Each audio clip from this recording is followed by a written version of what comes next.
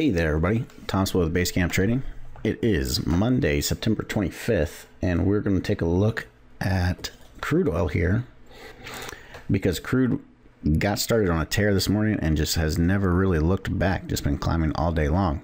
Now, the thing about this is we talked about last week, looking at compression, looking when markets are going into consolidation and staying out of consolidating markets. And we also talked about last week how a period of expansion often follows a period of compression. And the longer that period of compression that you have, or the longer a market kind of is consolidating, it's like a spring. It's squeezing tighter and tighter and tighter, and then when it finally releases, it really will rip.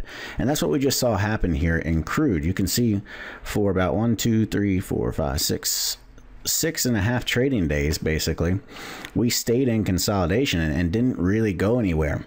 And then on Friday, we ended up going into this really well-defined pennant pattern. And then you see last night we came down, tested the lower end of the pennant, and shot up and broke through the upper end of the pennant and just took off and never looked back. So the reason this is important is watch for these types of markets, these markets that are setting up like this, where they are going into compression, they're going into a period of consolidation, because when we do get the breakout, that oftentimes will give you a really, really good trading opportunity to get in and have a very fast move your direction where you can take out very nice gains with a very attractive reward risk ratio very quickly.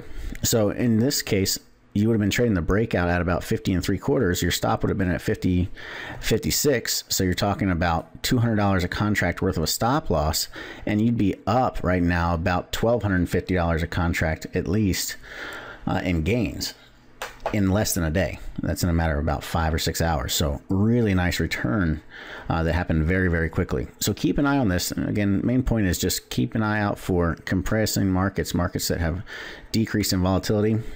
And then the longer they stay in compression, the higher the probabilities of having a strong breakout and a nice run when it finally does break out. Alrighty, so that's all I have for you for today. I will see you in the trading room bright and early tomorrow morning. Don't forget to like and subscribe if you're enjoying these videos. And until next time, happy trading.